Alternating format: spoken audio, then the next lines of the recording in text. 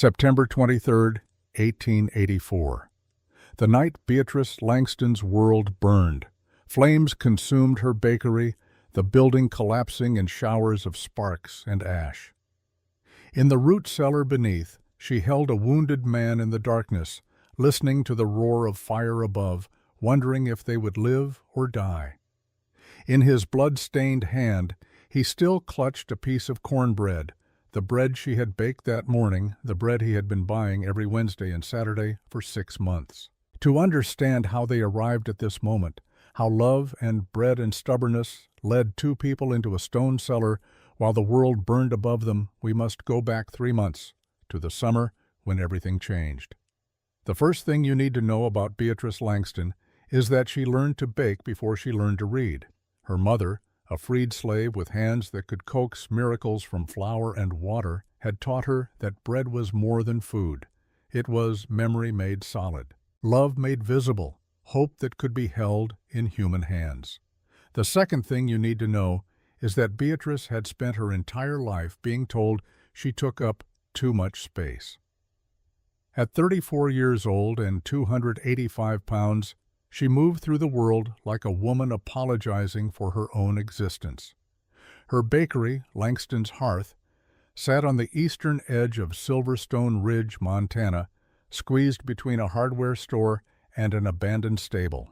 The building was narrow, barely 15 feet wide, with a single window that faced the dirt road running through town. Every morning, Beatrice rose at 3. The world was still dark, still quiet, still hers alone. She would light the cast-iron stove, feed it wood until it roared with heat, and begin the work that defined her life. Her hands moved through routines her mother had taught her 20 years before. Measure flour, add water, knead until the dough fought back, let it rise. Punch it down, let it rise again, shape it with care, bake it with patience. By 6, the smell of fresh bread would drift through the streets of Silverstone Ridge like an invitation. By 7, the first customers would arrive. They came for the bread, which was undeniably excellent. They did not come for conversation. Beatrice had learned long ago that her physical presence made people uncomfortable. They would place their coins on the counter, accept their wrapped loaves, and leave with minimal eye contact. Some days she could serve 20 customers without hearing her own voice once. She had accepted this isolation as the price of existence. Better to be alone than to endure the judgment in their eyes, the way they looked at her body first and her humanity second, if at all. But on a Wednesday morning in early June, something changed. A man walked into her bakery. He was unlike any customer she had seen before. Tall, well over 6 feet, with shoulders so broad he had to turn slightly to fit through the doorframe.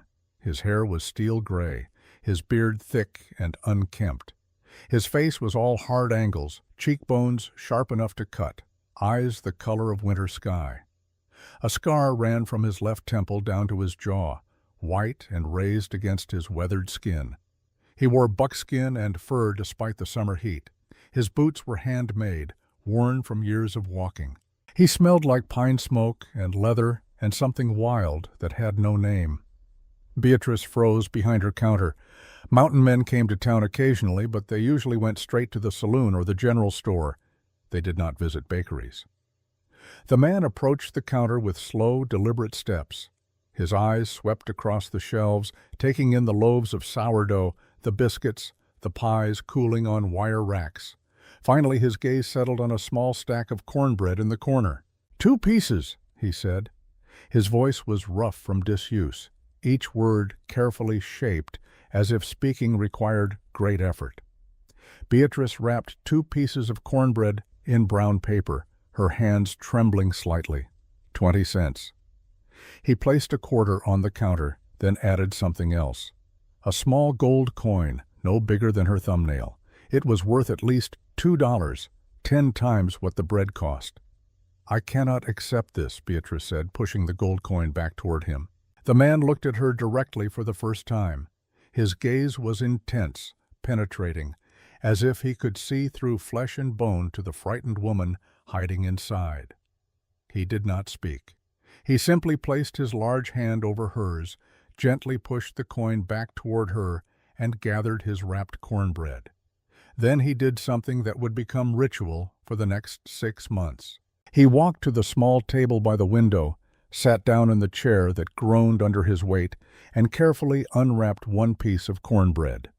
He ate it slowly, methodically, his eyes fixed on the mountains visible through the glass. When he finished, he wrapped the second piece with the same care, placed it in his coat pocket, stood, and left without a word. Beatrice stood behind her counter, staring at the gold coin in her palm. It was real, solid, warm from his hand. She did not understand. 3 days later, he returned. Same time, same routine. 2 pieces of cornbread, one eaten at the window, one wrapped and taken away. Another gold coin left behind. This pattern continued through June and into July. Wednesdays and Saturdays, without fail. The man would arrive just before noon, purchase his cornbread, sit by the window, eat in silence, and depart. He never spoke beyond his initial 2-word order. He never smiled. He never explained the gold coins. Beatrice began to anticipate his visits. She found herself making the cornbread with extra care on Wednesdays and Saturdays, testing the texture, adjusting the honey, ensuring each batch was perfect. She told herself it was professional pride. But some small, honest part of her knew it was more than that. She wanted him to keep coming. Not because she believed anything would change, not because she imagined he saw her as anything other than the baker who made good cornbread, but because for those few minutes twice a week she felt less invisible. His presence, silent and strange as it was, made her feel seen in a way she had not experienced in years. One evening in late July, curiosity overcame her usual caution. After closing the bakery, she followed him. It was not difficult. The man moved with purpose but without haste, taking the north road out of town toward the mountains that loomed over Silverstone Ridge like ancient sentinels. Beatrice kept her distance, using the lengthening shadows for cover. Her body, usually a source of shame, proved useful now. She could hide behind trees, duck behind rocks, remain unseen. The man walked for nearly an hour, following a narrow trail that wound up into the foothills. Finally, he stopped at a small clearing. In the center stood a simple grave marker, a wooden cross with words carved into the crossbeam. From her hiding place behind a cluster of pine trees, Beatrice could not read the inscription. But she watched as the man knelt before the grave, carefully unwrapped the second piece of cornbread, and placed it at the base of the cross. Then he spoke. His voice carried through the still evening air, broken and raw. "I brought your favorite again, Miriam. The baker in town, she makes it just like you did. Sweet, with just enough salt to balance the honey. I sit by the window like we used to. I pretend you are there with me, telling me about your day, laughing at my silence." He paused. Beatrice heard him take a shaking breath. "I am sorry I could not save you. I am sorry I listened to that doctor who said you needed to change, to be smaller, to be less. I am sorry I made you believe your body was the problem when the problem was this world that could not see your value." His voice broke entirely. "I miss you. Every day I miss you. Beatrice pressed her hand against her mouth to stifle the sound of her own grief. She had not known this man's pain. She had not known his love. She had not known that somewhere in this hard world a man had loved a woman enough to bring her favorite bread to her grave for years after her death. She left before he could discover her presence, walking back to town through gathering darkness. That night, for the first time since her mother's death 8 years before, Beatrice wept. Not from sadness, though there was sadness, but from a strange, desperate hope.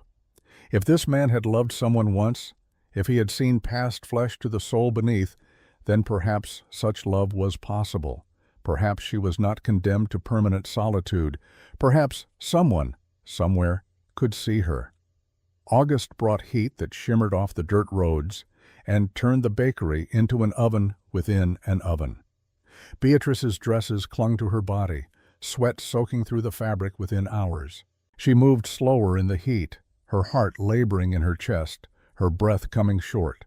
One particularly brutal afternoon she closed the bakery early and climbed the narrow stairs to her living quarters above the shop. The room was sparse: a bed, a washstand, and a trunk for her clothes, a rocking chair by the window where she could watch the town settle into evening.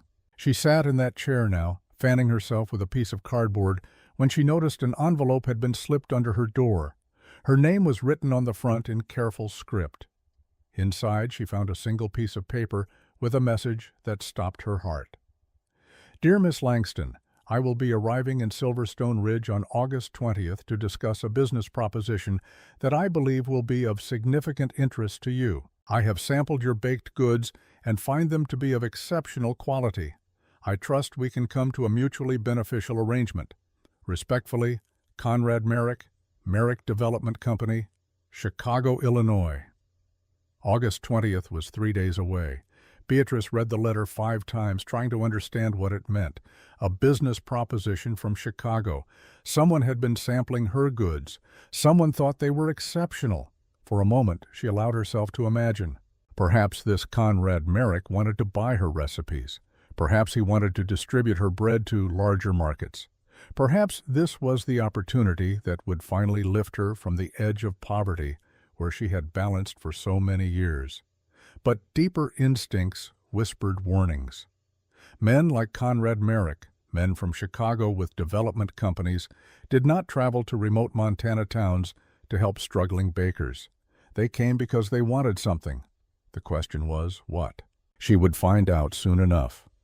August 20th arrived with cloudless skies and oppressive heat. Beatrice rose at her usual 3 in the morning, but instead of beginning her baking routine, she bathed carefully, dressed in her best Sunday clothes, a dark blue dress her mother had made years ago, and prepared herself for whatever was coming. At precisely 10 o'clock, a carriage pulled up in front of her bakery. It was expensive, polished wood and brass fittings that gleamed in the morning sun. A driver in formal livery jumped down to open the door, and Conrad Merrick stepped out. He was not what Beatrice had expected. She had imagined someone older, gray and weathered, like the businessman who occasionally passed through town.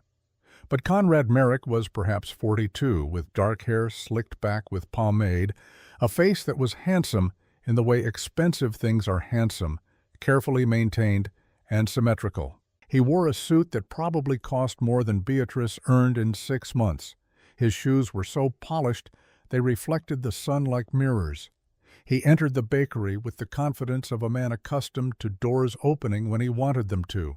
His eyes swept across the small space, cataloging, measuring, calculating worth. "Miss Langston," he said, extending a hand. His handshake was firm, brief, calculated. "Thank you for agreeing to see me." "I do not recall agreeing to anything, Mr. Merrick, but you are here, so I am listening."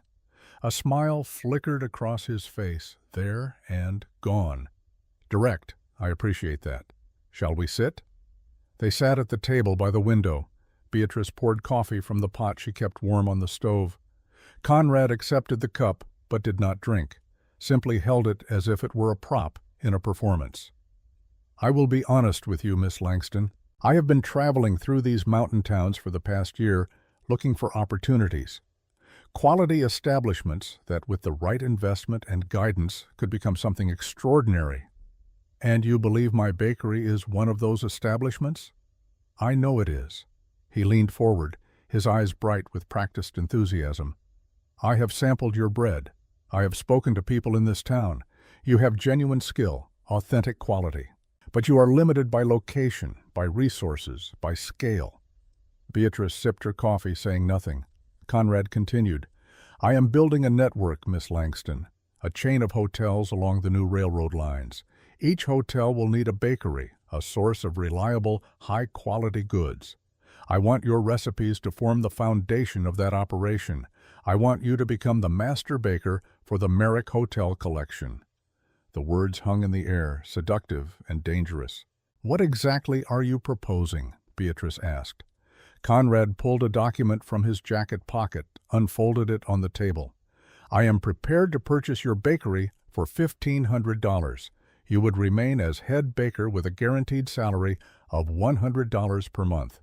Your recipes would be standardized across all our locations. You would have financial security for the rest of your life. $1,500. Beatrice's breath caught. It was more money than she had ever imagined possessing. It could pay off every debt, repair every crack in her life's foundation, provide a cushion against the lean winters and failed harvests that constantly threatened to pull her under. There would be conditions, naturally, Conrad said. His tone remained smooth, but something shifted in his eyes. We need to maintain a certain image across all our properties. Clean, modern, professional, aspirational. What does that mean? It means you would need to make some personal changes. He paused, as if choosing his words carefully. Miss Langston, I respect you too much to be dishonest. In business, presentation matters. Our guests expect to see someone who embodies health and refinement, someone who inspires them to be their best selves. Understanding crashed over Beatrice like cold water. You want me to lose weight. I want you to transform, Conrad corrected gently. We would provide resources, a dietitian, a personal trainer, a complete wardrobe, everything you would need to become not just a baker, but the face of our brand. Think of it as an investment in yourself. Beatrice looked down at her hands, large and strong and scarred from years of work. Hands that had kneaded thousands of loaves, hands that had built something from nothing. How much would I need to lose? She asked quietly. Ideally, 100 pounds within 6 months. 100 pounds, half her body weight in 6 months. And if I refuse? Conrad's smile returned, but this time it did not reach his eyes. Then I will make the same offer to other bakers in other towns. Business will continue. Opportunities will pass. Life will go on. He paused. But I should mention that I have already secured the lease on the building across the street. If you decline my offer, I will be opening a competing bakery there within the month. I believe in this location, Miss Langston. The question is whether you will be part of its future or part of its past. The threat was clear. Accept his terms and transform yourself, or be driven out of business by a competitor with unlimited resources. Beatrice stood abruptly. I need time to consider. Of course. Conrad rose smoothly, straightening his jacket. I will be in town for 2 weeks, finalizing other investments. Take all the time you need. But Miss Langston, his use of her first name felt invasive somehow, opportunities like this do not come twice. He left his card on the table and saw himself out. Beatrice stood alone in her bakery, staring at the small rectangle of pressed paper with its elegant lettering. Conrad Merrick, Merrick Development Company, building the future of American commerce. Through the window she watched his carriage roll away, leaving a cloud of dust hanging in the still air. That evening she climbed to her room above the bakery and sat by the window as the sun set over the mountains. The sky turned orange, then pink, then purple, then finally dark. Stars emerged one by one, so thick they looked like spilled sugar across black cloth. She thought about Conrad Merrick's offer, the money, the security, the guarantee that she would never again wake up terrified about how to pay rent or buy flour or survive another brutal Montana winter. All she had to do was become someone else. All she had to do was spend 6 months starving herself, punishing her body, transforming into a shape that other people found acceptable. All she had to do was admit that she had been wrong to exist as herself. Beatrice pulled out her mother's recipe book, a slim volume held together with string and stubborn hope. The pages were stained with decades of use, margins filled with her mother's cramped handwriting, notes about temperature and timing, observations about the particular qualities of different flours, a lifetime of knowledge distilled into recipes that were less instructions than conversations across time. She opened to a random page and found her mother's cornbread recipe, the one she made every Wednesday and Saturday. At the bottom, in her mother's handwriting, were words Beatrice had read 1,000 times but never fully understood until now. This recipe cannot be rushed or altered. It demands you meet it on its own terms. The baker who tries to cut corners will end up with something that looks right, but tastes wrong. Better to make it properly or not at all. The same is true for living. Beatrice closed the book and pressed it against her chest. She did not sleep that night. She lay in her narrow bed, watching shadows move across the ceiling, while her mind churned through Conrad Merrick's offer like grain through a mill. The numbers kept circling back. Enough money to never worry again. Enough to finally feel safe, but safety came with a price she did not know if she could pay. By the time dawn arrived, Beatrice had made no decisions except to continue doing what she always did. She rose, dressed, descended the stairs, and began baking. Her hands moved through familiar motions, while her thoughts remained tangled, kneading doubt and hope together until she could not tell them apart. The morning customers came and went. The minister's wife with her pinched expression and exact change, the miners with their coal-blackened hands and tired eyes, the school teacher with her careful, bird-like movements. At noon the door opened and the mountain man stepped inside. Gideon. She had learned his name by asking quietly around town. Gideon Frost, a man who had lived in the mountains for 12 years, coming to town only for supplies, a man with a dead wife and a story no one would tell her completely. He approached the counter as always. 2 pieces. Beatrice wrapped the cornbread with hands that trembled slightly. As she handed it to him, their fingers brushed. The contact lasted only a moment, but in that moment Beatrice felt something shift, a recognition, a question forming in the space between them. Gideon placed his quarter on the counter, then he added the gold coin, as he always did. "Why?" Beatrice heard herself ask. The word escaped before she could stop it. Gideon paused. He looked at her directly, and for the first time in 6 months of silent visits, he spoke more than 2 words. "Because your bread tastes like love," he said quietly. "And I have been without love for a very long time." Then he carried his cornbread to the table by the window and sat down. But today, instead of eating immediately, he turned to look at her. "There is a man in town," Gideon said. "A man from Chicago. He is asking questions about you, about your bakery, about whether you own the land or just lease it." Beatrice's heart began to race. "Conrad Merrick." "Yes." Gideon's jaw tightened. "I know his type. I have seen men like him before. They come to places like this looking for opportunities, which means they come looking for people they can use or destroy." He paused. "Be careful, Miss Langston. Whatever he is offering you, there is a price attached that he has not mentioned yet." Before Beatrice could respond, Gideon stood and walked to the counter. He set down his wrapped cornbread and reached into his coat pocket. He pulled out a small leather pouch worn soft with age and placed it beside the cornbread.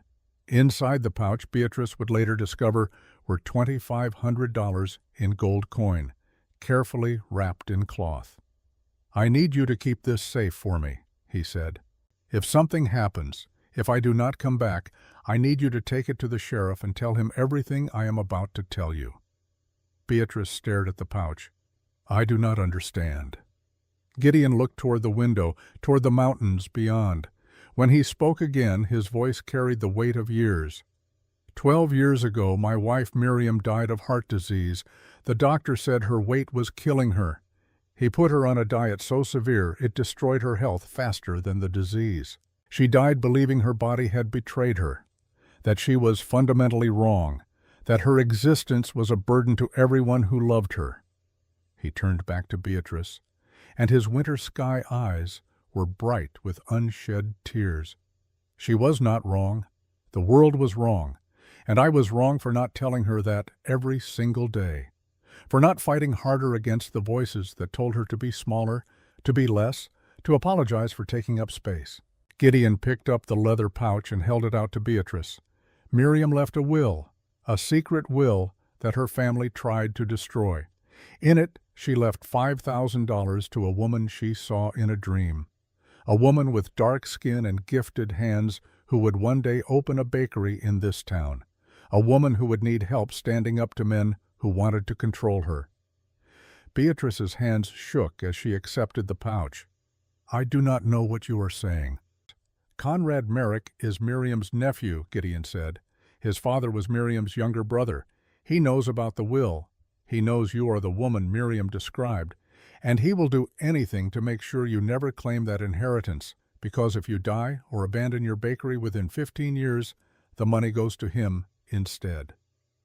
The world tilted. Beatrice gripped the counter to steady herself. "That is why he wants you to lose weight," Gideon continued, his voice hard now. "He is betting your body will fail you the way Miriam's failed her. He is betting you will die trying to become what he demands. And if you do not die, he will make your life so difficult that you give up and leave. Either way, he wins." Beatrice looked down at the leather pouch in her hands. "Why are you telling me this? Why do you care?" Gideon was quiet for a long moment. When he finally spoke, his voice was barely above a whisper. "Because I failed Miriam. I let the world convince her she was wrong, instead of telling her every day that she was perfect and precious exactly as she was. I will not watch another woman I care about be destroyed by the same lies." "Another woman I care about." The words hung in the air between them. Beatrice felt tears burning in her eyes. "You do not know me." "I know enough," Gideon said. He walked to a shelf built into the far wall and pulled down a wooden box, weathered and scarred from years of handling. The lid creaked as he opened it. Inside were letters, dozens of them, each one folded with careful precision and tied with thin brown string. The paper had yellowed slightly with age, but the ink remained dark and clear. 61 letters, Gideon said quietly, not meeting her eyes. "One for every month I have been watching over you. 5 years and 1 month." Beatrice stared at the box. "I do not understand." "I wrote to you," Gideon continued, his voice rough with emotion. "Every month, after I visited your bakery, I would return to this cabin and write down everything I wanted to say but could not speak aloud. Everything I observed, everything I felt, everything I wished I had the courage to tell you." He lifted the box and held it out to her. "Every time I came to town, I carried one of these letters in my pocket. I stood outside your bakery door, trying to find the courage to leave it for you, but I was afraid you would think me mad, afraid my attention would bring you harm if Conrad discovered our connection. So I kept them all, kept writing them month after month, even though I knew you might never read them." Beatrice's hands trembled as she accepted the box. The weight of it, the physical evidence of 5 years of silent devotion, made her throat tight. "Read them or burn them," Gideon said. "They are yours now, but know that every word is true." With shaking fingers, Beatrice untied the string on the first letter. The date written at the top read, June 1879, 5 years ago, the first month Gideon had come to her bakery. She read aloud, her voice breaking, "My dear Beatrice, though you do not know that I call you by your given name in the privacy of my thoughts. Today, I watched you through the window as you sang while kneading dough. Your voice carried a hymn I recognized from my childhood, one my own mother used to sing.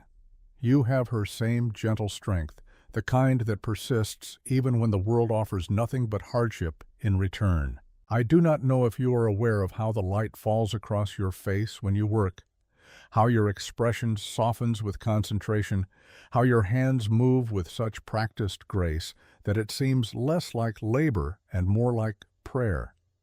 You are beautiful in ways that have nothing to do with flesh and everything to do with spirit. I wish I had the courage to tell you this. Perhaps someday I will.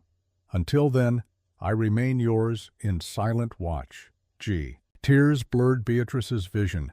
She opened the second letter, then the third, reading passages at random. From August 1879, "You were kind to the widow Peterson today, even though she could only afford half a loaf. You wrapped a full loaf and told her the rest was day-old bread you needed to clear from inventory. It was not.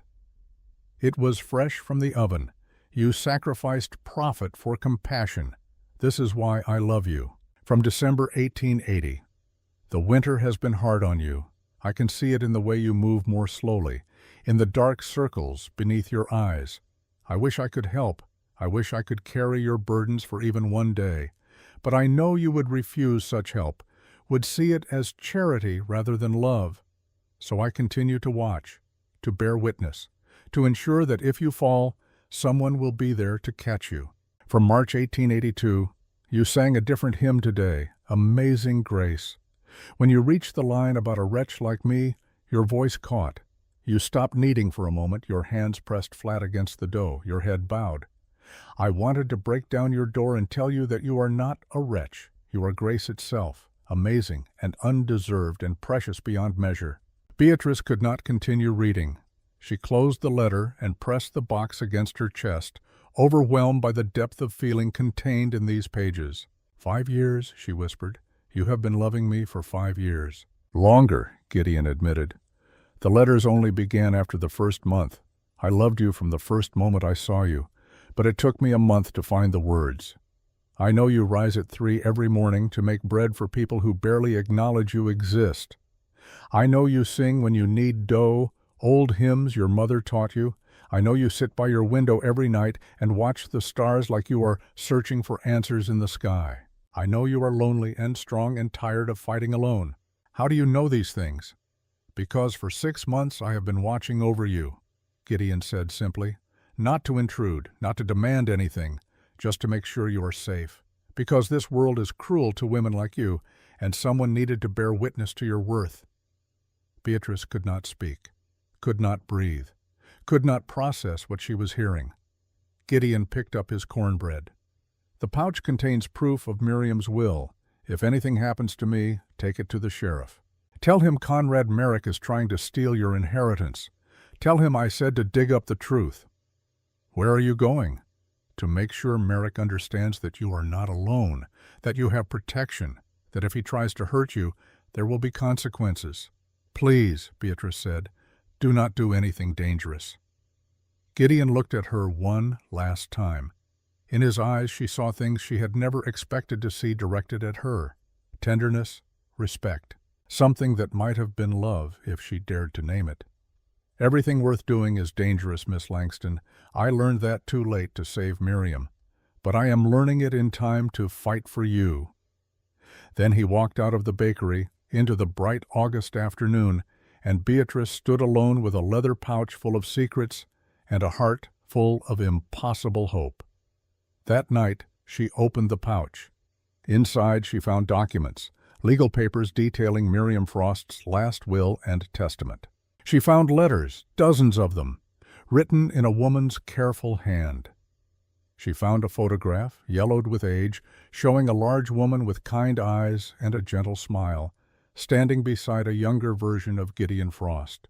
And she found a note written in fresh ink, clearly added recently by Gideon himself. I have loved you for 6 months. I will love you for 6 months more. I will love you for whatever time we have, in whatever form that love can take. You do not have to love me back. You do not have to change. You do not have to be anything other than exactly who you are. But know this, you are seen. You are valued. You are worth fighting for. Always, G. Beatrice read the note 3 times. Then she pressed it against her chest and wept. Not from sadness, not from fear, but from the overwhelming recognition that somewhere in this hard world, someone had chosen to see her. Not her body, not her limitations, not her failures or fears. Her. The next morning, Beatrice woke to the sound of hammering. She rushed to her window and looked out to see workers building a frame across the street, right where Conrad Merrick had said he would open a competing bakery. A sign already hung from the scaffolding. Coming soon, Merrick's Fine Baked Goods, opening September 1st. 2 weeks. She had 2 weeks before Conrad's competition opened. But as Beatrice watched the workers hammer and saw, she felt something she had not felt in years. Not fear, not resignation, but anger. Clean, pure, righteous anger. Conrad Merrick thought he could manipulate her, thought he could use her desperation against her, thought he could force her to choose between her body and her livelihood. He was wrong. Beatrice dressed quickly and walked to the sheriff's office. She brought the leather pouch and every document inside it. She told the sheriff everything Gideon had revealed. She demanded an investigation into Conrad Merrick's claims and business practices. The sheriff, a weathered man named Holt, who had known Beatrice since she first arrived in town 8 years ago, listened carefully. When she finished, he leaned back in his chair and regarded her with something that might have been respect. "You are making a powerful enemy, Miss Langston." "I already have a powerful enemy," Beatrice replied. "Now I am simply refusing to make it easy for him." Sheriff Holt nodded slowly. "I will look into this, but Merrick has money and connections. This will not be simple." "Nothing worth doing ever is," Beatrice said, echoing Gideon's words. She returned to her bakery and spent the day baking with fierce concentration. When Gideon arrived at noon for his cornbread, she had something waiting for him. Not just the usual 2 pieces, but an entire loaf, wrapped carefully and still warm from the oven. "Thank you," she said simply. Gideon looked at her, understanding everything those 2 words contained. "You are welcome. I spoke to the sheriff." "Good. Conrad will retaliate." "I know. This could become dangerous." "It already is dangerous," Gideon said quietly. "The question is whether we face that danger alone or together." Beatrice met his eyes. "Together." For the first time in 6 months, Gideon smiled. It transformed his entire face, softening the hard angles, bringing light to those winter sky eyes.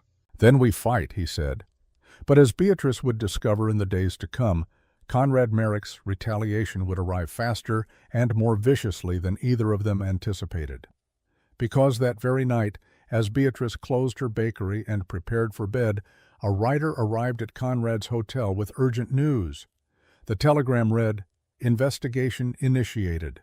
Sheriff Holt requesting documentation of Miriam Frost's estate. Recommend immediate action." Conrad Merrick stood in his expensive hotel room holding the telegram, his face expressionless. Then he walked to his desk, pulled out a sheet of paper, and wrote a single sentence. "Eliminate the problem. No witnesses, no mistakes." He sealed the message, paid the writer double to deliver it immediately, and poured himself a whiskey. Somewhere in the mountains above Silverstone Ridge, Gideon Frost sat by his campfire, unaware that his name had just been added to a list of people Conrad Merrick intended to erase.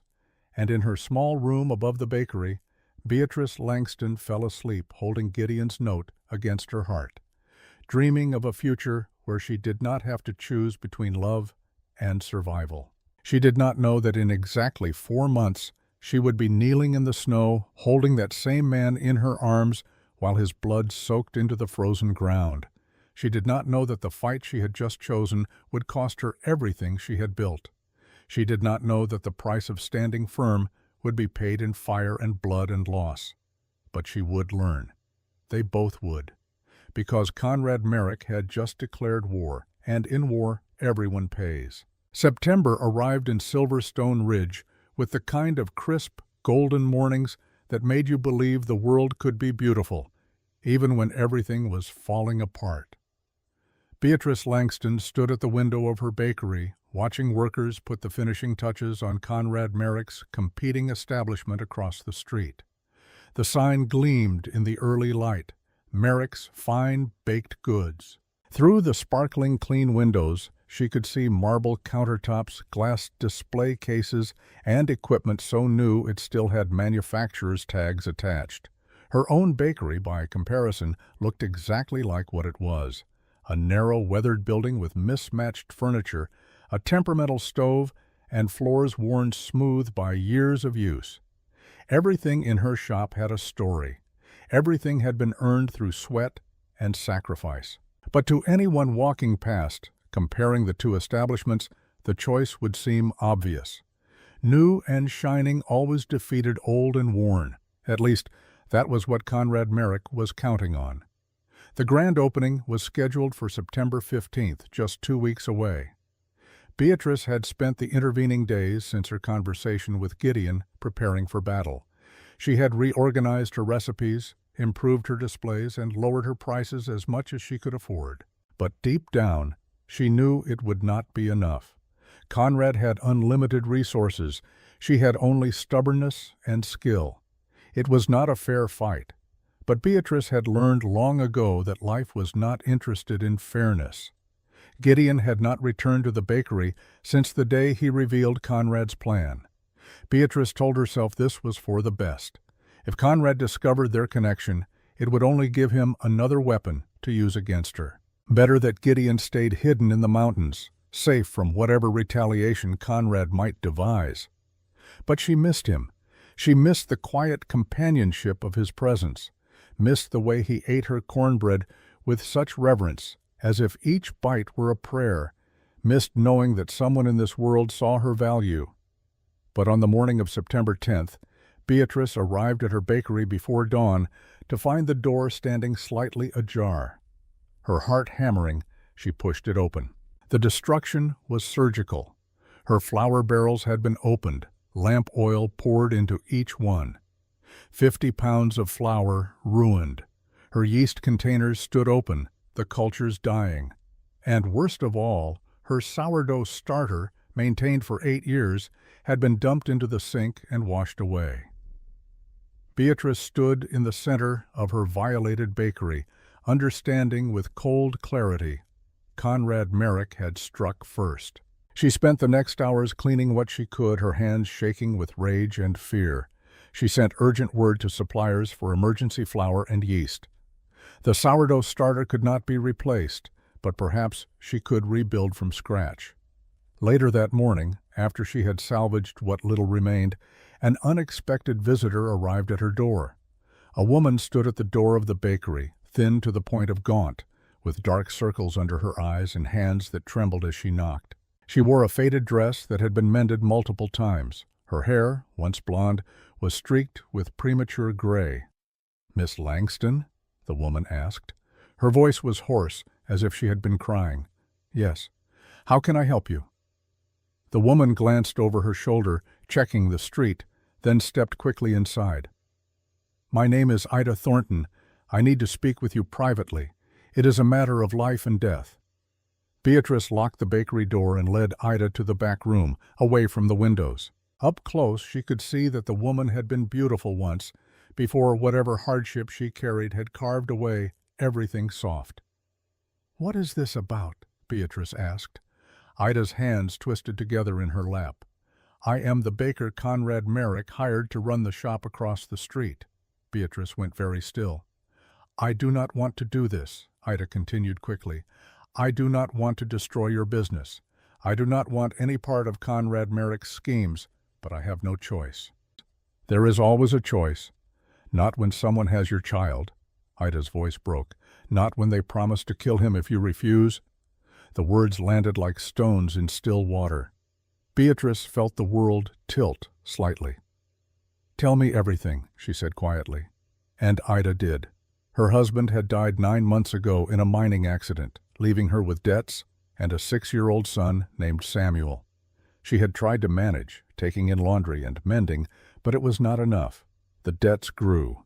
The men who held those debts grew impatient. Then one day Conrad Merrick appeared at her door like an answer to prayer. He offered to pay off everything she owed. He offered her a job managing his new bakery in Silverstone Ridge. He offered a fresh start. The only condition was that she had to drive Beatrice out of business within 3 months. Ida had agreed. What choice did she have? Her son was hungry, her creditors were threatening violence. Conrad Merrick was offering salvation. But 2 weeks ago, everything changed. "Samuel disappeared," Ida whispered. "I woke up and he was gone. No sign of forced entry, no ransom note, nothing. I went to the sheriff, but before I could report it, one of Merrick's men found me. He gave me a message." "What message?" "That Samuel was safe. That he would remain safe as long as I did exactly what Mr. Merrick instructed. That if I went to the authorities or tried to run, Samuel would be sold to a work camp in California and I would never see him again." Ida's tears fell freely now. "He sends me photographs every few days. Samuel in a locked room, Samuel crying, Samuel holding a newspaper, so I know the pictures are recent. Each photograph comes with the same message: obey or lose him forever." Beatrice felt rage rising in her chest, hot and clean. "Why are you telling me this?" "Because I cannot do it anymore," Ida said desperately. "I cannot sleep. I cannot eat. Every time I look at the ovens across the street, all I see is the life I am about to destroy. Your life. And I keep thinking, what kind of world am I saving my son for if I teach him that survival requires crushing other people?" She looked at Beatrice with raw, desperate eyes. "Help me, please. I do not know what to do. I do not know how to save Samuel without destroying you, but there has to be a way. There has to be." Beatrice stood and walked to the window. Outside she could see the gleaming facade of Merrick's bakery. She could imagine Conrad Merrick in his expensive hotel room, moving people around like pieces on a chessboard, confident in his power, certain of his victory. He had calculated every angle, every pressure point, every weakness he could exploit. But he had made one critical mistake. He had assumed that desperate women would turn on each other rather than recognize their common enemy. Beatrice turned back to Ida. "Where is Samuel being held?" "I do not know. The photographs show only a room. No windows. No identifying features." "Who delivers the photographs?" "A different man each time. They find me wherever I am. It is like Merrick has eyes everywhere." Beatrice thought for a moment. "The next time they deliver a photograph, I want you to accept it as always. But I want you to ask a question. Ask when you can see Samuel in person. Tell them you need to verify he is truly safe before the bakery opens." "They will refuse." "Probably, but their refusal will tell us something, and if by chance they agree, we will learn where he is being kept." Beatrice moved closer, her voice firm. "Ida, I am not going to let Conrad Merrick destroy either of us. We are going to get your son back. We are going to expose what Merrick has done. And we are going to do it together. How? He has money, power, connections. We have nothing." "We have each other," Beatrice said. "And we have someone else who wants to see Conrad Merrick pay for his crimes." "Who?" "A man who has been waiting 12 years for justice." That evening, Beatrice climbed the mountain trail to Gideon's cabin. The journey was easier this time. Her body remembered the path. Her legs were stronger. She arrived as the sun was setting, painting the sky in shades of orange and gold. Gideon was splitting wood outside his cabin. He stopped when he saw her, the axe frozen mid-swing. "Beatrice," he said her name like a prayer. "We need to talk." Inside the cabin, by the light of an oil lamp, Beatrice told Gideon everything Ida had revealed. She watched his expression darken as she described Samuel's captivity, the photographs, the threats. When she finished, Gideon was silent for a long time. Finally he spoke, his voice low and dangerous. "Conrad is holding a child hostage to force a woman to commit economic violence against another woman. This is beyond business competition. This is cruelty for its own sake. Can you help us find Samuel?" "I can try." Gideon stood and pulled a map from a shelf, spreading it across the table. "Merrick is staying at the Grand Hotel in town. He would not keep the boy there, too many witnesses, but he needs somewhere close enough to maintain control, somewhere isolated where a child's cries would not draw attention." His finger traced a circle around Silverstone Ridge. "There are 3 abandoned mining camps within 10 miles, 2 old homesteads, and a warehouse on the edge of town that burned last year. The structure is still standing, but everyone thinks it is unsafe. How do we search all those places without alerting Merrick? We do not search. We make him come to us." Gideon looked at Beatrice. "We need to make Conrad believe his plan is working perfectly, that Ida is following orders, that you are about to be crushed. When he is confident and complacent, that is when he will make a mistake." "What kind of mistake?" "He will want to witness his victory. Men like Conrad do not just want to win, they want to see their enemies broken. When your bakery fails, when you are forced to close, he will come to gloat. And when he does, we will be watching. We will see where he goes after, who he talks to. That will lead us to Samuel." Beatrice shook her head. "I cannot let my bakery fail. It is all I have. It is my mother's legacy." Gideon reached across the table and took her hand. His touch was warm, calloused. gentle. You will not truly fail. We will stage a failure, make it look like you are closing. Then, once we have Samuel safe and Conrad exposed, you reopen. And if the plan does not work, if I close and cannot reopen, then I will use every dollar I have saved to help you start again, Gideon said quietly. I will build you a new bakery with my own hands if necessary. But Beatrice, we cannot let Conrad win, not just because of what he is doing to you and Ida, but because if he succeeds here, he will do this again in another town to another woman. Someone has to stop him. It might as well be us. Beatrice looked at their joined hands. She thought about her mother, who had taught her that bread was memory made solid, love made visible. She thought about Miriam Frost, who had died believing her body was wrong instead of knowing the world was wrong. She thought about Ida's son Samuel, 6 years old, and terrified in a locked room. She thought about all the women who had been told to be smaller, quieter, less. All the women who had apologized for existing. All right, she said, tell me what to do. Over the next 3 days, Beatrice and Gideon executed their plan with careful precision. Beatrice raised her prices slightly, making her goods less competitive. She reduced her hours, creating the impression of a struggling business. She let it be known around town that she was considering selling the bakery and leaving Silverstone Ridge. Meanwhile, Ida played her role perfectly. She opened Merrick's Bakery on September 15th with great fanfare. She sold bread at prices Beatrice could not match. She smiled at customers and told them about the superior ingredients and modern techniques Mr. Merrick had taught her. And each night she met secretly with Beatrice to report what she had learned. On the 4th night after the opening, Ida arrived at Beatrice's back door with urgent news. I asked about seeing Samuel, she whispered. At first they refused, just like you said.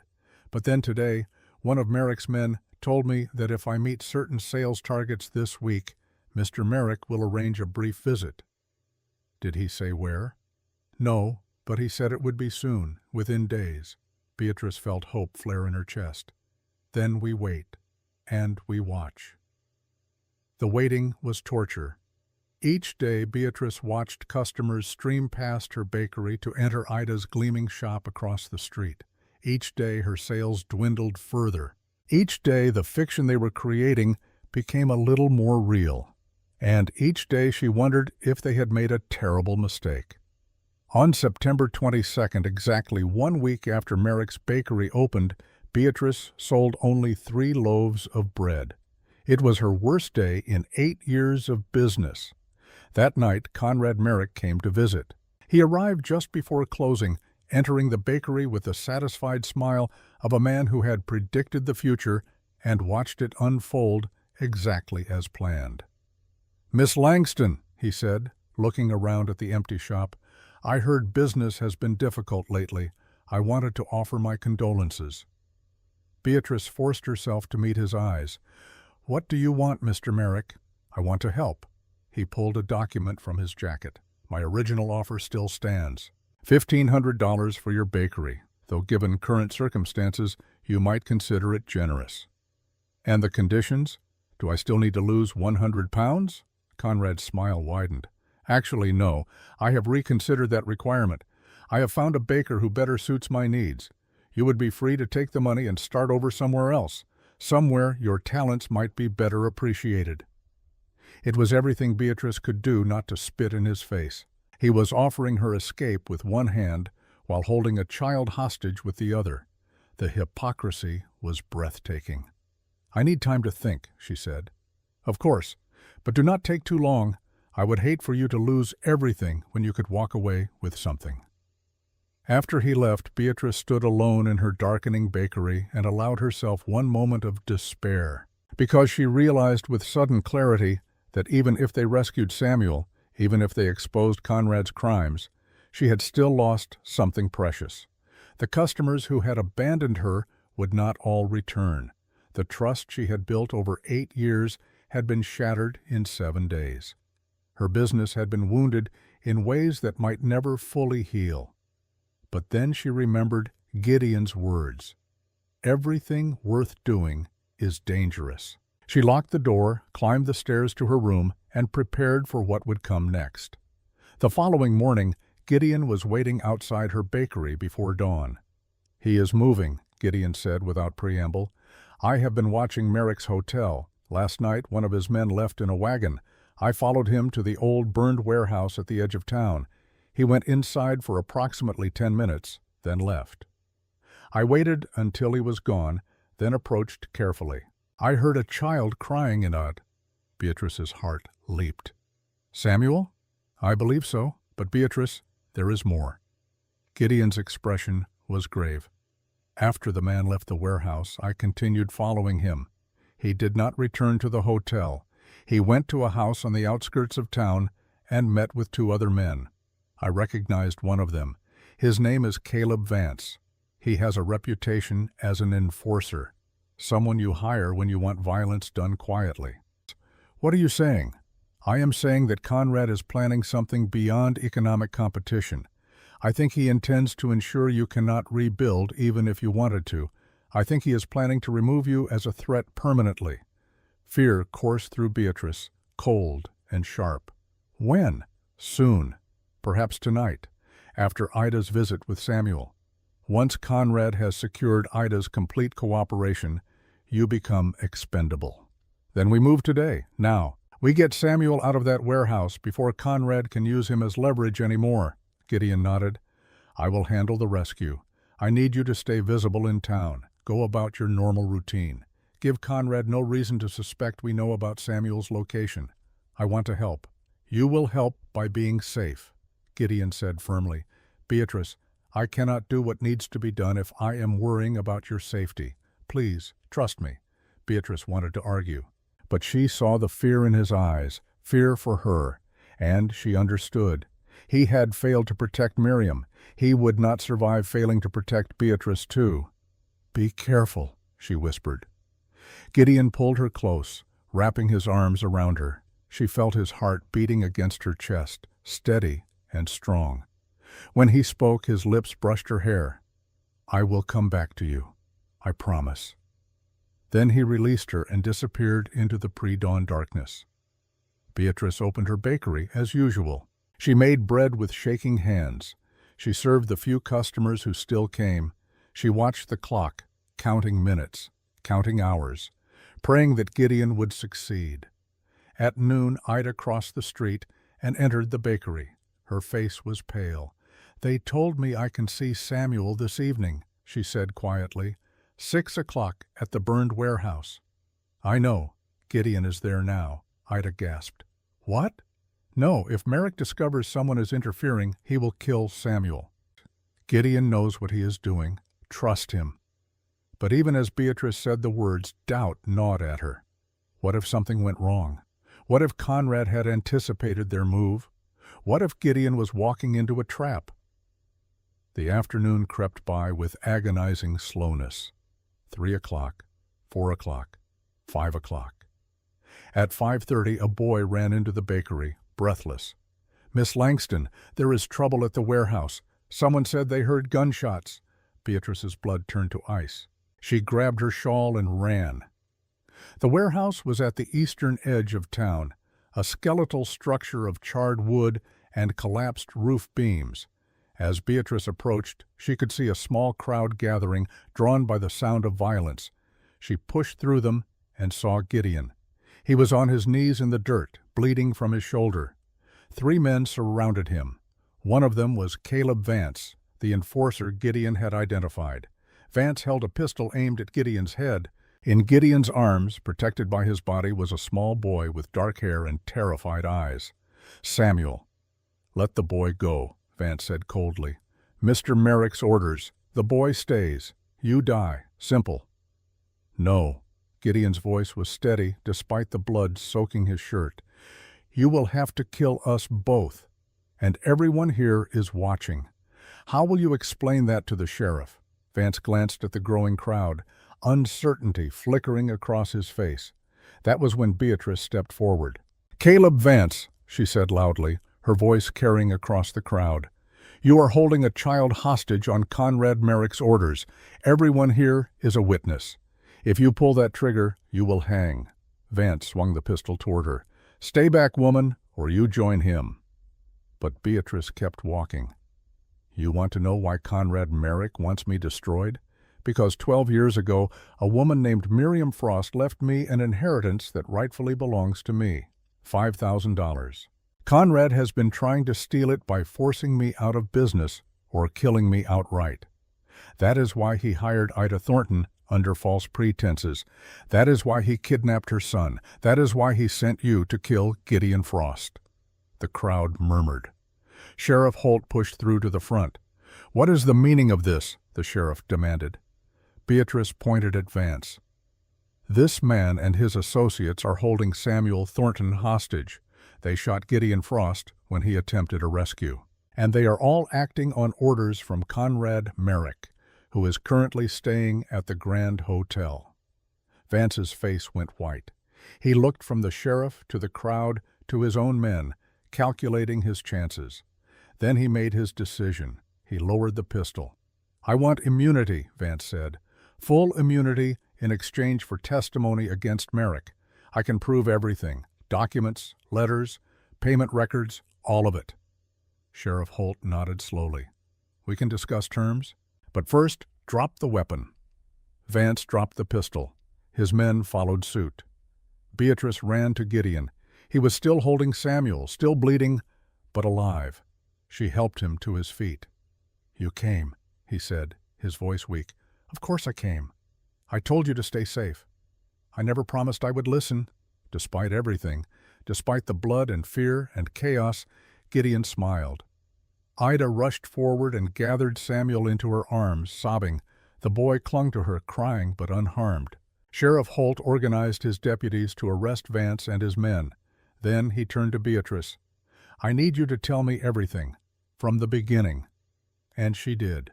Standing there in the dirt outside the burned warehouse, with Gideon's blood on her hands and the whole town listening, Beatrice told the truth. About Conrad's manipulation, about Ida's coercion, about Miriam's hidden will, about 12 years of secrets and lies. When she finished, Sheriff Holt's face was grim. "I will bring Merrick in for questioning tonight, but Miss Langston, you should know that men like him do not go down easy. He will deny everything. He will have expensive lawyers. This will be a long fight." "I know," Beatrice said, "but I am not running anymore." The sheriff nodded, then went to organize the arrests. As the crowd dispersed and deputies led Vance away, Beatrice helped Gideon to the doctor's office. The bullet had passed through his shoulder muscle without hitting bone or major vessels. The doctor bandaged him, gave him laudanum for the pain, and told him to rest. But instead of resting, Gideon walked with Beatrice back to her bakery. Night had fallen. The street was dark except for lamplight spilling from windows. They walked slowly, Gideon leaning on Beatrice for support. "You should not have come," he said quietly. "If Vance had panicked, if he had fired, then we would have faced it together," Beatrice replied. "You do not get to protect me by sacrificing yourself, Gideon. That is not how this works." They reached the bakery. Beatrice unlocked the door and helped Gideon inside. He sat heavily in the chair by the window, his face pale with pain and exhaustion. "I failed again," he whispered. "I let someone I care about walk into danger, just like Miriam." Beatrice knelt before him, taking his face in her hands. "Listen to me. You did not fail Miriam. The world failed her. Doctors who cared more about appearance than health failed her. A society that told her she was wrong failed her. You loved her the best way you knew how. That is all anyone can do." "And you," Gideon said, looking at her with those winter sky eyes. "I love you, Beatrice. I have loved you since I first saw you singing while you kneaded bread. I love your strength and your kindness and your refusal to become small just because the world demands it. But I am terrified that my love will somehow hurt you the way my love hurt Miriam." Beatrice felt tears streaming down her face. "Your love does not hurt me, Gideon. Your love gives me strength. Your love reminds me that I am worth fighting for. That is the opposite of harm." She leaned forward and kissed him.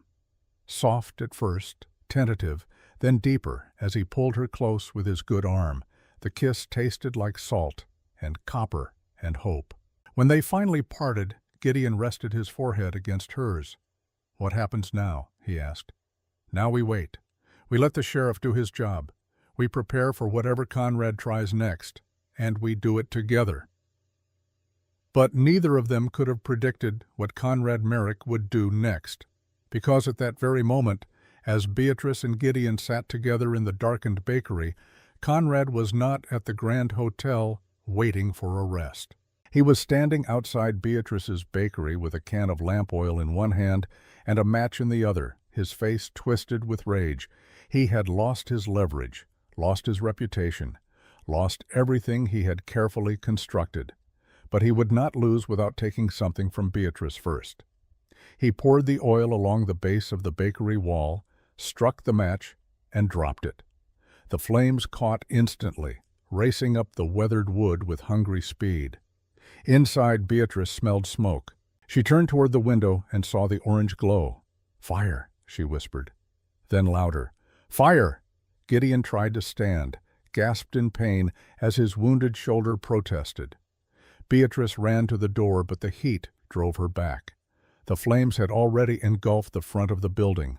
The only exit was blocked. Through the window, she saw Conrad Merrick standing in the street, watching with cold satisfaction. Their eyes met, and Beatrice understood. This was not business. This was not about money or inheritance. This was murder. "The back room," Gideon said, struggling to his feet. "There is a root cellar, under the floorboards. It is our only chance." They stumbled toward the back of the bakery as smoke filled the air, thick and choking. Beatrice's eyes burned. Her lungs screamed. The heat was intense, growing more unbearable with each second. Gideon found the trapdoor and wrenched it open. Below was darkness and the smell of earth. "You first," he said. "Not without you. Beatrice, I am too slow. I will only trap us both. Please go." Beatrice grabbed his good arm. "If you stay, I stay.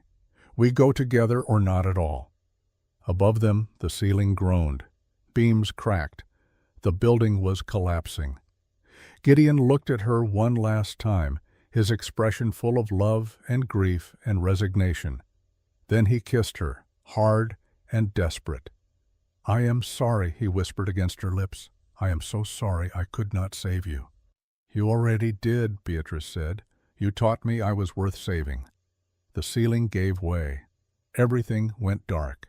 And outside in the street, Conrad Merrick watched the bakery burn, believing he had won.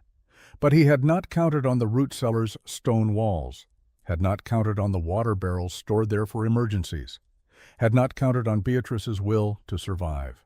And he had not counted on the crowd of townspeople who had followed him from the warehouse, who saw him start the fire, who were even now running for water and shovels and Sheriff Holt.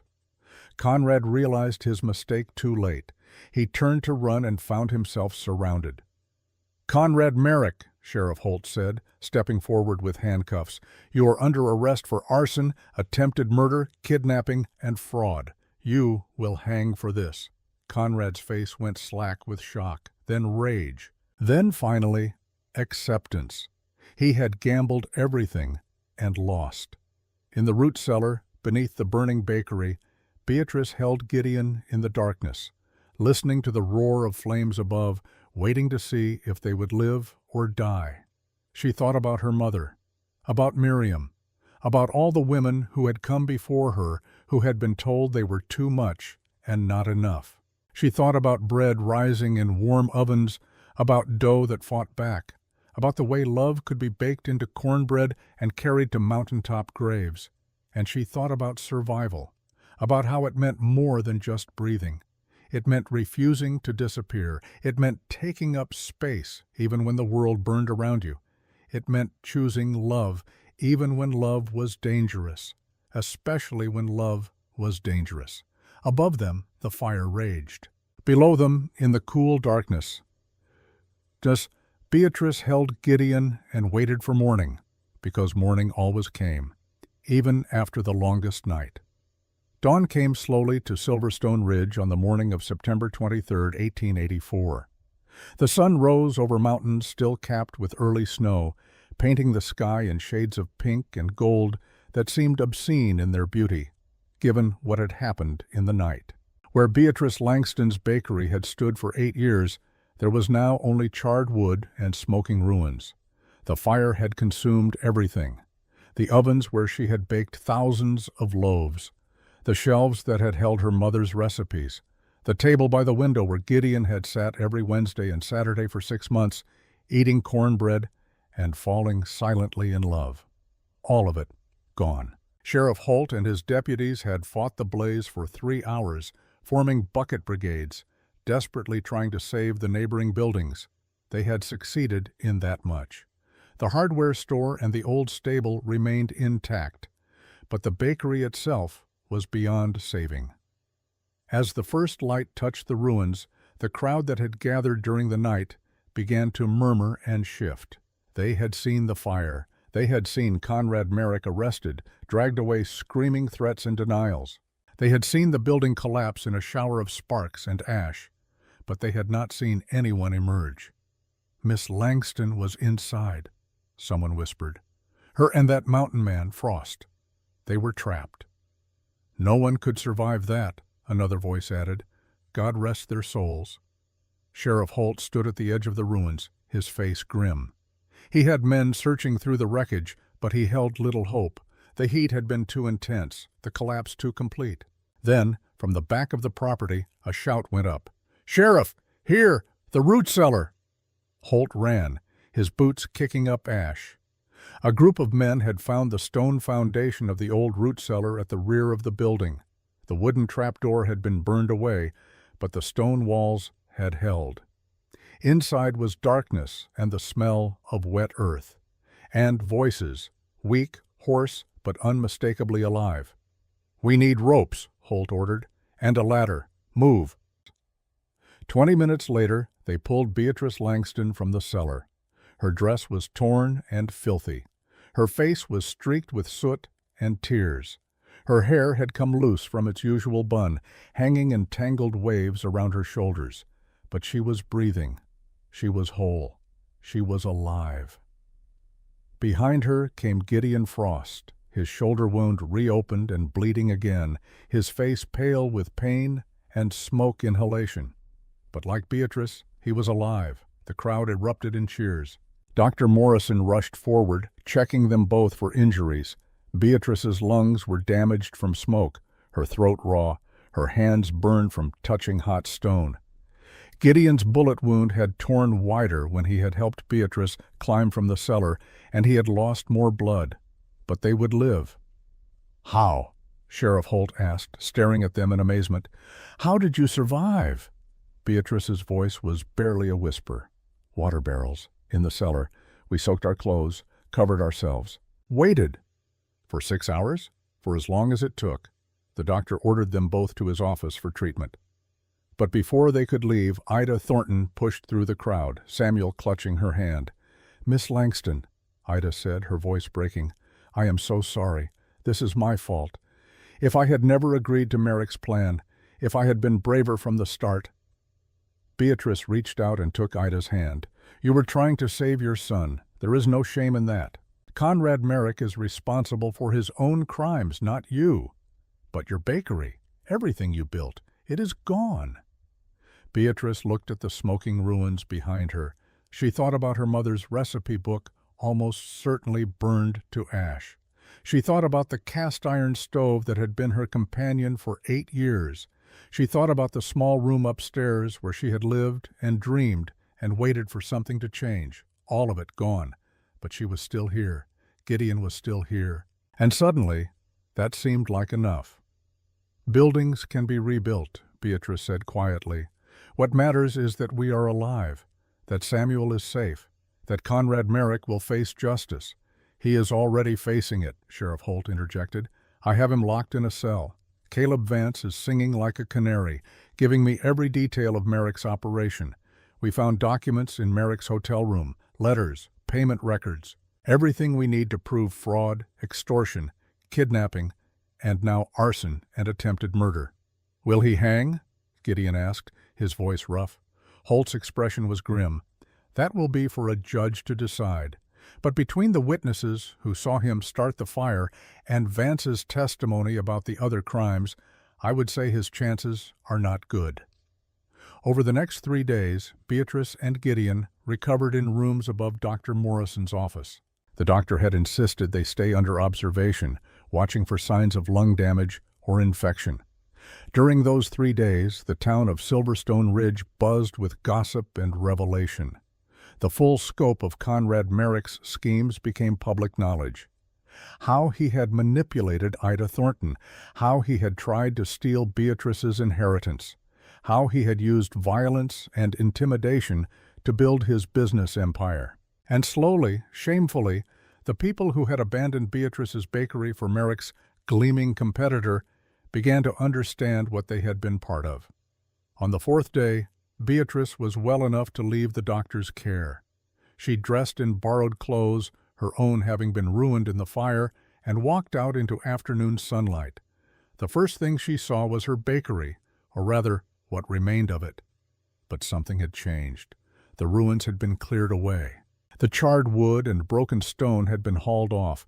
The lot stood empty and clean, ready for rebuilding. And in the center of that empty lot stood a crowd of people.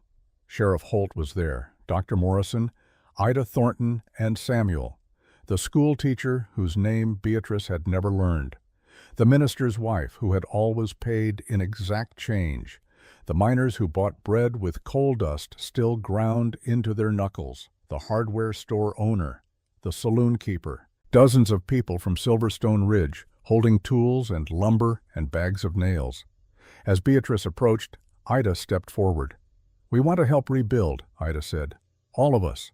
We know it does not make up for abandoning you when Merrick's bakery opened. We know we should have stood by you from the start. But if you will let us, we want to build you something better than what burned down." Beatrice looked at the crowd, seeing shame and hope in equal measure on their faces. "Why now?" she asked quietly. The school teacher spoke up. "Because we saw what you did. You could have sold out to Merrick. You could have changed yourself to please him. You could have run when things got difficult. But you stood firm, you fought back, and you nearly died for it." She paused. "You reminded us what courage looks like. The least we can do is help you stand back up." Tears burned in Beatrice's eyes. She thought about refusing, about telling them she did not need their help, about nursing her hurt and disappointment. But then she thought about her mother, who had always said that bread was made with many hands, that no baker worked truly alone. "Thank you," Beatrice said.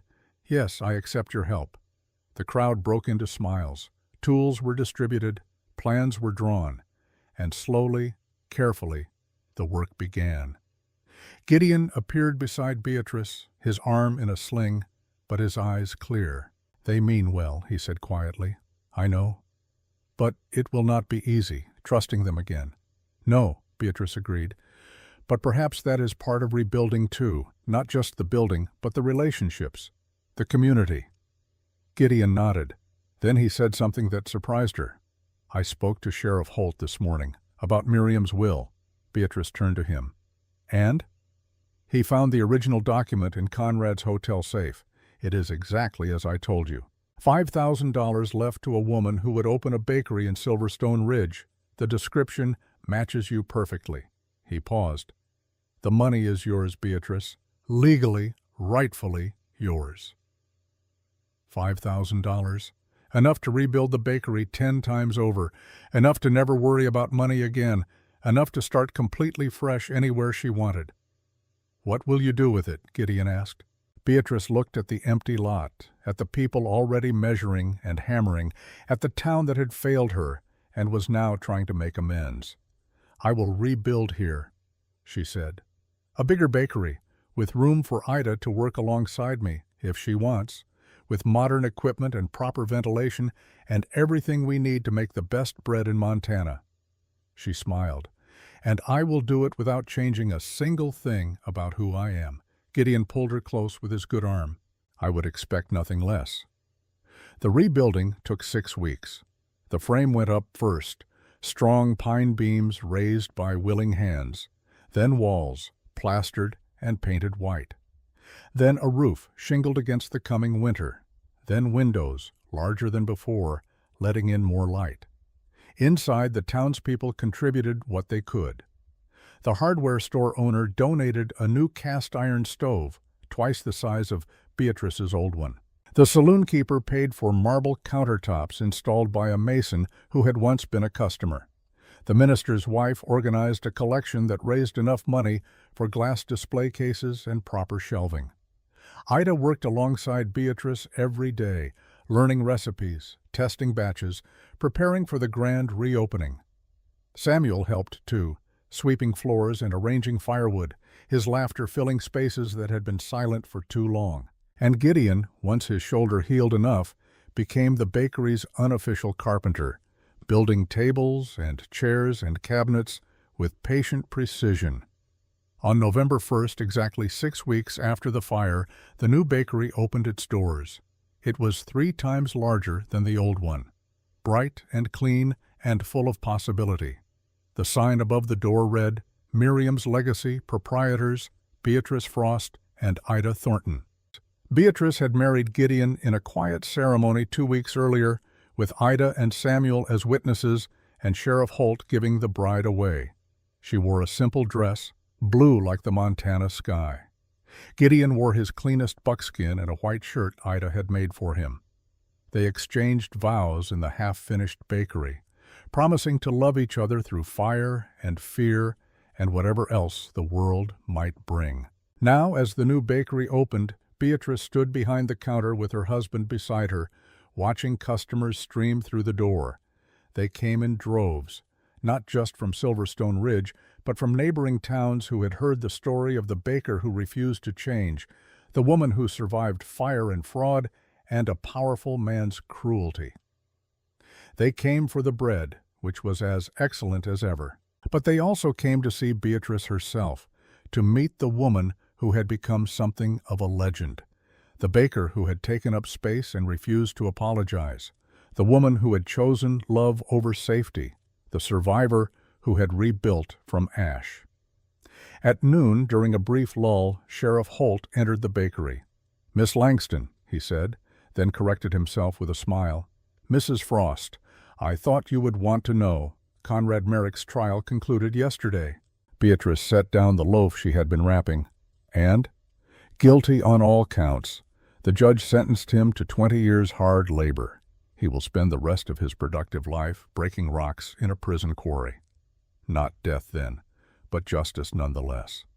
"What about his business empire?" Gideon asked. "Dissolved. His assets are being sold to pay restitution to his victims. Turns out you were not the only person he tried to destroy. There are at least a dozen other women across 3 territories with similar stories." Beatrice felt something loosen in her chest, a tension she had been carrying for months, released at last. "Thank you for telling me," she said. Holt tipped his hat and left. That evening, after the bakery closed, Beatrice and Gideon climbed the stairs to their new living quarters above the shop. The rooms were larger than before, furnished simply but comfortably. A bedroom with a real bed instead of a narrow cot, a sitting area with chairs by the window, a small kitchen where Beatrice could test recipes without firing up the big ovens downstairs. It was home. Gideon sat by the window while Beatrice made tea. Outside, the first snow of the season was beginning to fall, soft flakes drifting down like whispered blessings. "Do you miss the mountains?" Beatrice asked, handing him a cup. Gideon considered the question. "Sometimes. The quiet. The simplicity. But I do not miss the loneliness. And I could never go back now knowing you were here." Beatrice sat beside him. "Do you think Miriam would approve? Of us? Of what we have built?"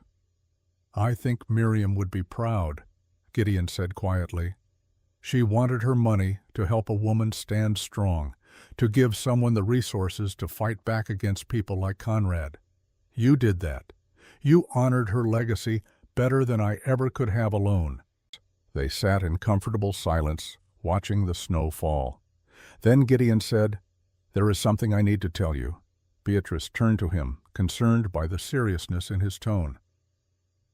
"When I was in that cellar with you," Gideon continued, "waiting to see if we would live or die, I made myself a promise. If we survived, I would stop living in the past, stop defining myself by loss, start building a future instead of mourning what was gone." He took her hand. "I want to have that future with you, Beatrice, not just as your husband, but as your partner in everything. I want to wake up beside you every morning. I want to grow old watching you make bread.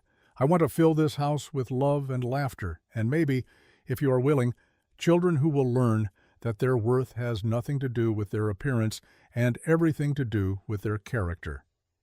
Beatrice felt tears sliding down her cheeks. "I want that too, all of it." "Even the children? I know you did not sign up to be a mother." "I signed up to build a life with you," Beatrice said. "Whatever that life includes, I want it, as long as we face it together." Gideon kissed her then, soft and sweet and full of promise. Outside, the snow continued to fall, blanketing Silverstone Ridge in white.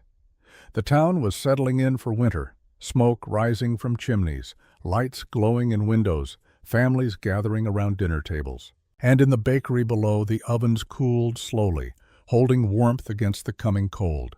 3 months later, in early February of 1885, Beatrice stood in her kitchen early one morning, feeling sick.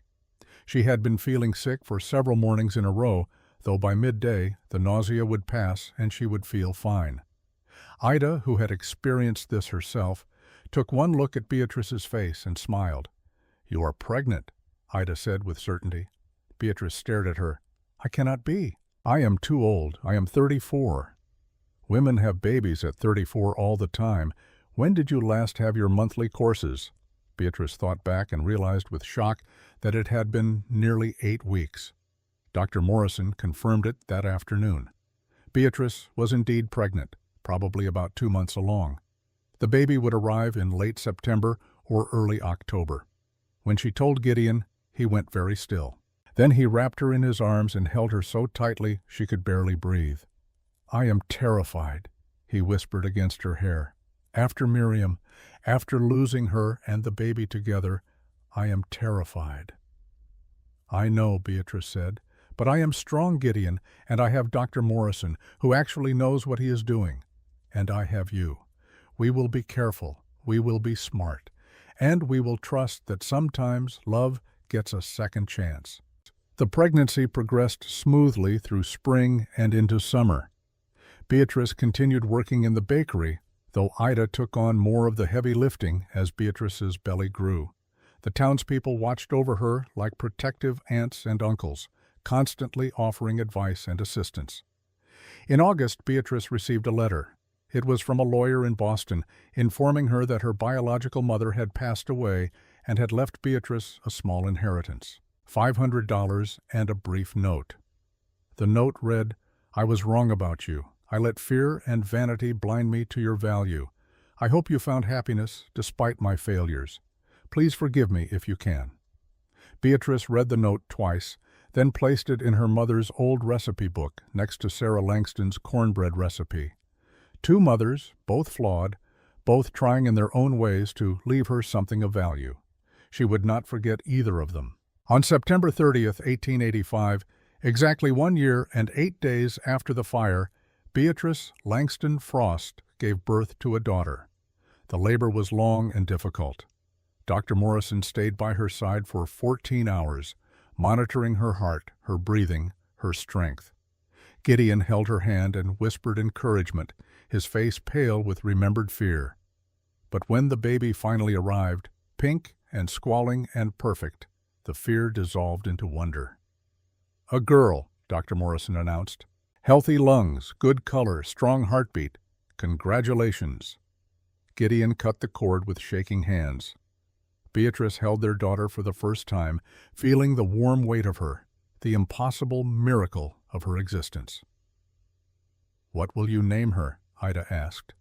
She had been there through the whole labor, supporting Beatrice when Gideon needed to step out for air. Beatrice looked at Gideon. They had discussed this, but the decision was ultimately hers. Miriam Sarah, Beatrice said, for the two women who taught me that love is stronger than fear. Gideon's eyes filled with tears.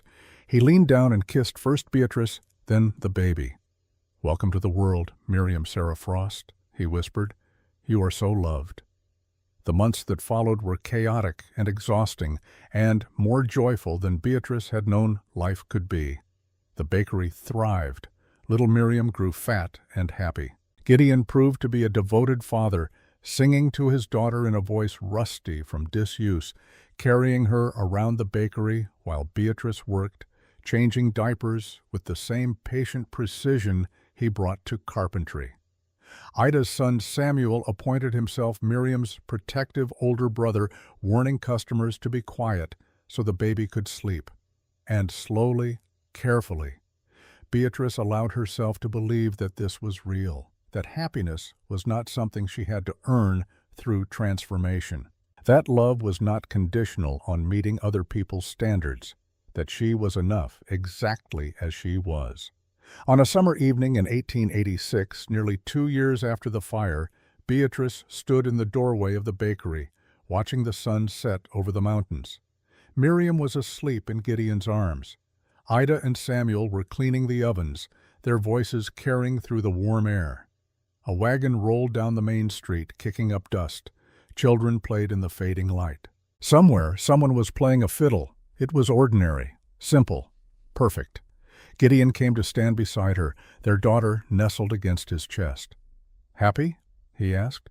Beatrice looked at her family, at her thriving business, at the town that had learned to see her value, at the life she had built from ash and stubbornness and love. "Yes," she said, "I am happy." And she was, not because she had changed to fit the world's expectations, not because she had made herself smaller or more acceptable, not because she had sacrificed her truth for safety, but because she had refused to do any of those things. She had taken up space. She had demanded to be seen. She had chosen love even when it was dangerous. She had rebuilt after devastation. She had survived fire and cruelty and her own deepest fears. And in doing so, she had created a life worth living. Above the door of Miriam's legacy hung a small wooden sign that Gideon had carved. It read, "Bread baked with love by women who refuse to disappear." Beatrice smiled every time she read it, because she had not disappeared. She had bloomed. Epilogue, 10 years later, summer 1896. On a warm June morning, Beatrice Langston Frost stood in her bakery, now the largest in Silverstone Ridge, teaching her 10-year-old daughter how to knead bread. "You have to be firm," Beatrice instructed, guiding Miriam's small hands. "The dough needs to know you are in charge, but not cruel, never cruel. You are coaxing it into becoming what it is meant to be." Miriam nodded seriously, her dark curls bouncing. She had inherited her mother's strong hands and her father's winter sky eyes. She would be a formidable woman someday. The bell above the door chimed. A young woman entered, looking nervous. "Can I help you?" Beatrice asked. "I heard," the woman said quietly, "that you help women who need help, women who are being pushed out of their businesses, women who are being told to change or fail." Beatrice studied her. She saw the familiar signs, the shame, the desperation, the stubborn hope beneath it all. "What is your name?" "Catherine. Catherine Wells.